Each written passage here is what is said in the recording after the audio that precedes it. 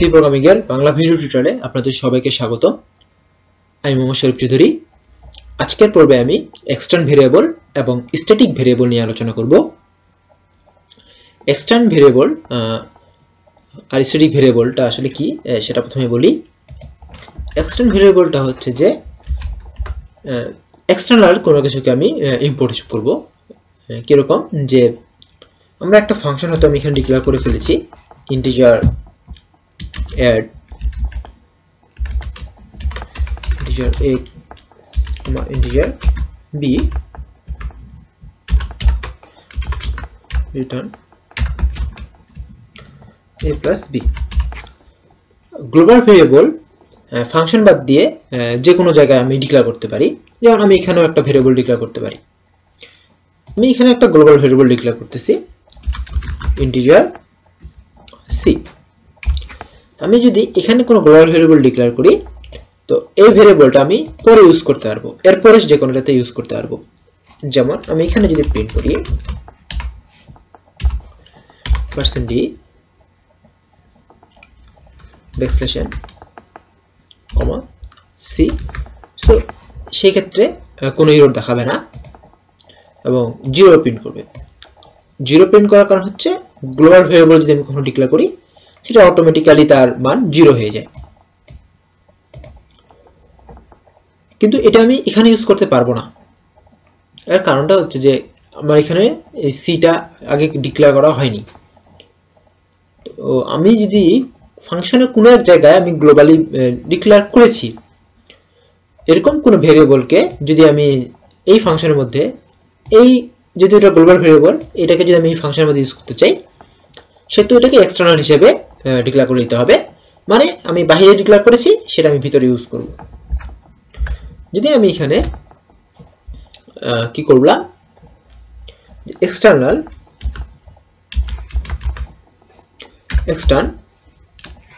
C equal to আমি এখানে 5 করে দিলাম। সো এখানে সি ইকুয়াল টু 5 করে দিলাম। এবার আমি প্রোগ্রামটা রান করি। এখানে এরর দেখাচ্ছে।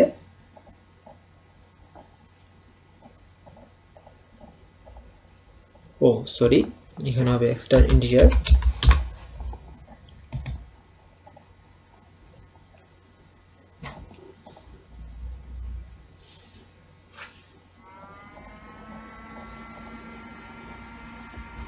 সরি, ভুলটা হয়েছে কোথায়।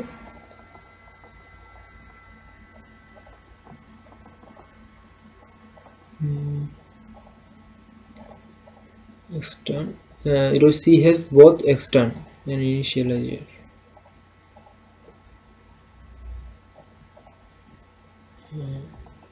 ও সরি, যেটা করেছি আমি এখানে ইনিশিয়ালাইজ করে দিয়েছি, এটা করতে পারবো না। আমি c equal to 5 আমি এখানে লিখতে পারবো, এখানে সমস্যা হবে না। হ্যাঁ, আসলে ভুল যেটা করেছিলাম সেটা হচ্ছে ডিক্লেয়ার করার সঙ্গে সঙ্গে আমি এখানে ইনিশিয়ালাইজ করে দিয়েছিলাম। এটা কাজ করতে পারবো না, কারণ আমাকে আগে ডিক্লেয়ার করতে হবে, তারপরে ইনিশিয়ালাইজ করে দিতে হবে। এটার মানে হচ্ছে যে সিটা আমি এখানে রয়েছে, ওটা প্রোগ্রামের কোথাও রয়েছে, আমি এটা গ্লোবাল ভেরিয়েবল হিসেবে ডিক্লেয়ার করা রয়েছে, আমি সেটা এখানে ইউজ করব এবং এটা অবশ্যই গ্লোবাল হিসেবে ইউজ হবে। এবার আমি যদি প্রোগ্রামটা রান করি, সেহেতু কিন্তু কোনো প্রকার চেঞ্জ হবে না, 0 আসবে, কারণ আমি এই ফাংশনটা এখনো কাজ করিনি। এবার আমি এটাকে একটু কপি করলাম, কপি করে মাঝখানে শুধুমাত্র অ্যাড ফাংশনটা কল করব, 5,6 করব এবং সি এর মানটা আমি করে দিচ্ছি a plus b, তাহলে সি এর মানটা যোগফলটা বের হবে। এবার যদি রান করি, তাহলে প্রথম ক্ষেত্রে 0, পরের ক্ষেত্রে 11 দেখতে পাবো। অর্থাৎ এই গ্লোবাল ভেরিয়েবলটা মান কিন্তু চেঞ্জ হয়েছে, আসলে এটাই বুঝতেছি। অর্থাৎ এক্সটার্ন আমি এটা তখনই ইউজ করতে পারবো, বা ইউজ করতে তখনই দরকার পড়বে যখন আমি কোনো একটা ভেরিয়েবল কোথায় ডিক্লেয়ার করেছি হয়তো ভুলে গেছি, গ্লোবালি ডিক্লেয়ার করেছি এবং সেটা এখানে আমি ইউজ করব, এবং এই ফাংশনে সেই গ্লোবাল ভেরিয়েবলটা ইউজ করব সেক্ষেত্রে। আচ্ছা, এবার আমরা আসি যে স্ট্যাটিক ভেরিয়েবল। স্ট্যাটিক ভেরিয়েবলটা হচ্ছে যে একটা ফাংশনে আমি যদি ইনিশিয়ালাইজ করে দিই কোনো একটা ভ্যালু, যেমন আমি এখানে করলাম যে আমি যে ভ্যালুটা নিব, আমি ইনক্রিমেন্ট, অর্থাৎ আমি একটা ইনক্রিমেন্ট বা কাউন্ট নামে আমি একটা ফাংশন তৈরি করলাম, যেটা হচ্ছে যদি এই ফাংশন আমি এবার কল করি তাহলে আমাদের একটা গ্লোবাল ভেরিয়েবল, সরি বললাম যে যদি এই ফাংশনটা কল করি তাহলে যতবার কল করব ইনক্রিমেন্ট আকারে প্রিন্ট করবে। অর্থাৎ প্রথমবার যদি আমি কাউন্ট ফাংশনটা কল করি বা প্রিন্ট করি তো 1 দেখাবে, তারপরে আবার 2 দেখাবে। সো এইটা কাজ করার জন্য কি করতে হবে, প্রথমে আমি ধরলাম যে ইন্টিজার একটা n ডিক্লেয়ার করলাম, তারপর যদি আমি n ইকুয়াল টু 0 দিলাম, তারপর আমি এখানে n প্লাস প্লাস এটা এগুলো লিখি n equal to 0 n plus plus করলাম।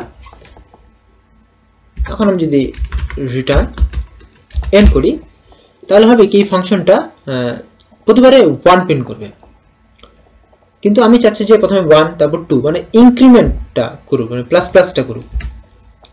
সেই ক্ষেত্রে কি করতে হবে, সবথেকে সুবিধাজনক পদ্ধতি হলো এটাকে আমি গ্লোবালি ডিক্লেয়ার করে দেব। গ্লোবাল ডিক্লেয়ার করে দেওয়ার ফলে কি হবে যে প্রথমে 0 ছিল তারপর 1 2 প্রিন্ট করবে। সো এই ক্ষেত্রে যদি আমি কাউন্ট প্রিন্ট করি, কাউন্ট ফাংশনটা কল করি এবং দুই ক্ষেত্রে আমি কাউন্ট ফাংশনটা কল করব। সো এই ফাংশনের প্রথমে 1 প্রিন্ট করবে তারপর 2 প্রিন্ট করবে, রান করি প্রথমে 1 তারপর 2 প্রিন্ট করবে। সো স্ট্যাটিক ভেরিয়েবলের একটা সুবিধা হলো যে আমি যদি কোনো একটা ভেরিয়েবল এখানে ডিক্লেয়ার করে দিলাম integer n equal to 0, so এই ডিক্লারেশনে যে আমি ভেরিয়েবল ডিক্লেয়ার করলাম এটাকে যদি আমি স্ট্যাটিক করে দেই তাহলে হবে যে এটা শুধুমাত্র একবার তৈরি হবে এবং এই ফাংশনটা এই ভেরিয়েবলটা ততক্ষণ পর্যন্ত থাকবে যতক্ষণ পর্যন্ত ফাংশনটা ডিস্ট্রয় না হয়, মানে গোটা ফাংশনটা শেষ না হয় ততক্ষণ পর্যন্ত এই ভেরিয়েবলটা থেকে যাবে। অর্থাৎ ব্যাপারটা কিরকম বলি, যে আমি যখন static integer n equal to 0 করলাম এর মানে হচ্ছে যে আমি একটা ভেরিয়েবল n ডিক্লেয়ার করেছি যেটা শুরুর মানটা হচ্ছে 0 এবং এরপরে যখন এই ফাংশনটা কল হবে তখন আর এই লাইনটাতে যাবে না, সো আমরা এখন এটা ডিলিট করে দিই আগে, তারপর থেকে এই লাইন থেকে আসবে। অর্থাৎ এই ডিক্লারেশনটা, এই লাইনটা শুধুমাত্র এই ফাংশনে যখন আমরা ফার্স্ট বার কল করব তখনই এক্সিকিউট হবে এবং পরে গোটা প্রোগ্রাম চলাকালীন সময় আর কখনো এই লাইনটা এক্সিকিউট হবে না, যতবার এই ফাংশনটা কল করি না কেন। এটাই হচ্ছে স্ট্যাটিক ভেরিয়েবলের উদ্দেশ্য, মানে কাজ। এবং আমরা যদি রান করি তাহলে কিন্তু 1 2 পাবো এবং জয়বারই আমরা করব তাহলে 1 2 3 4 পাবো। দেখুন এখানে কাজটা কি হচ্ছে, প্রথমে যখন কাউন্ট 0,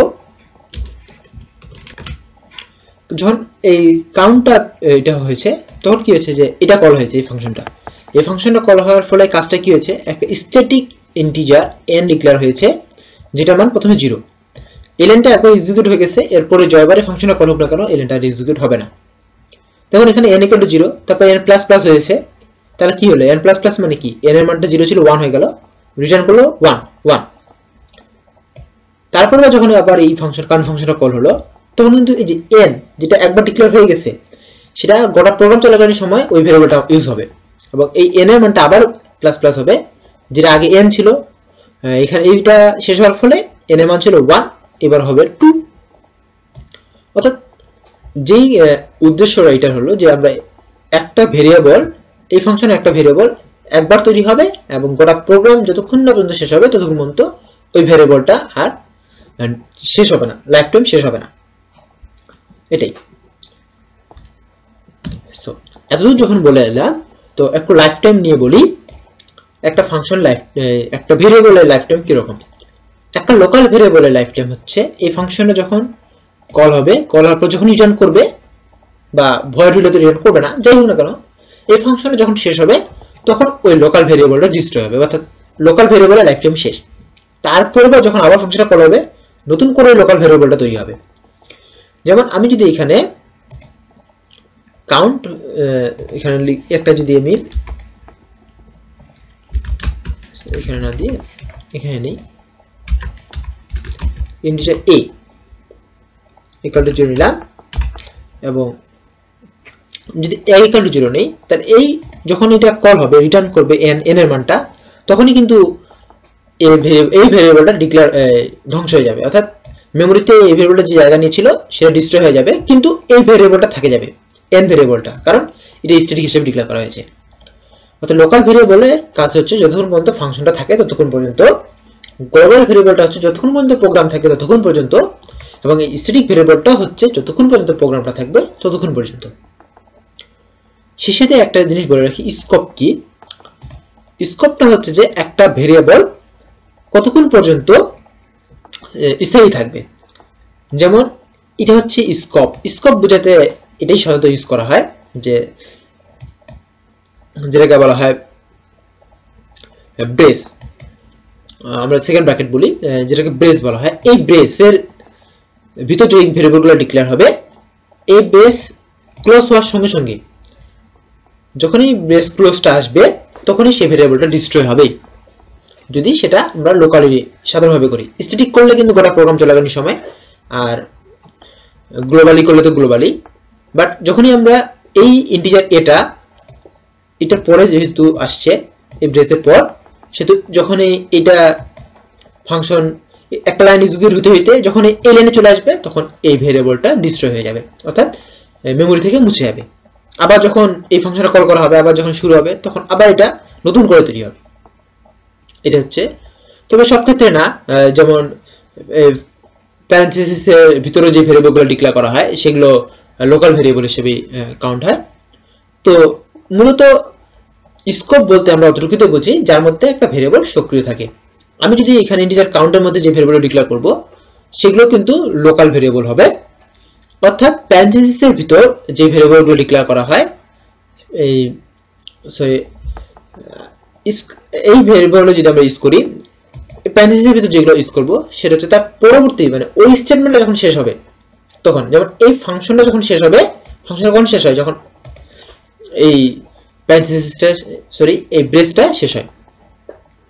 এটা অর্থাৎ মূল কথাটা হচ্ছে যে একটা স্টেটমেন্ট যখন শেষ হয়ে যাবে, যখন একটা স্টেটমেন্ট শেষ হয়ে যাবে তো ওই স্টেটমেন্টের মধ্যে যতগুলা আমরা ভেরিয়েবল ডিক্লেয়ার করেছি লোকালি সবগুলাই ডিস্ট্রয় হয়ে যাবে। এটাই হচ্ছে আসল কথা। সো ধন্যবাদ সবাইকে আমার সাথে থাকার জন্য। দেখা হবে পরের টিউটোরিয়ালে। ধন্যবাদ সবাইকে।